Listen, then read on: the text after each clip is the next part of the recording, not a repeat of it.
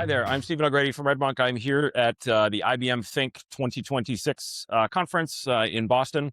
A couple takeaways for me from being here for a couple days. So one of the interesting things that I've been talking about for a while, certainly IBM has talked about this quite a bit, is the sort of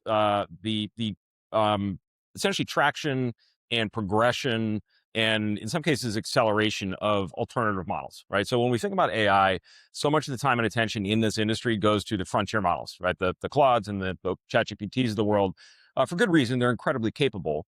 But the flip side is that there are circumstances where you might not need or want a larger model. There are also circumstances where you don't want to pay that kind of freight.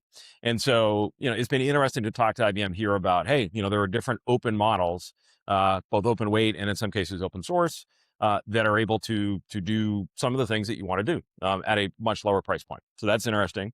One of the other pieces to me has been sort of I don't know, the sort of conception and framing and sort of, I don't know, sort of building a landscape, if you will, for AI generally, right? So as we all know, AI involves lots and lots of moving pieces, right? There's libraries and frameworks and projects and models and all sorts of different constituent pieces we could talk about.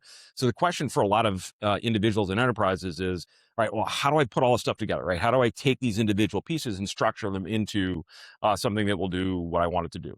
And so IBM has begun to talk about that here as the AI operational model. Now, it's first steps. It's not a sort of packaged, sort of done thing, but at least is sort of offering enterprises in particular the opportunity to frame these and think of them as I don't know, it's sort of a branch of constituent pieces that together make a whole. So that's been useful.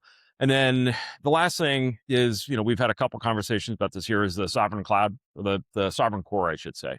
And this is sort of the notion of giving enterprises in particular and governmental institutions worldwide the ability to run and have sovereignty and compliance and assurances around the sovereignty of a given workload. And typically we've had to do that sort of based on where the actual sort of underlying infrastructure is placed geographically.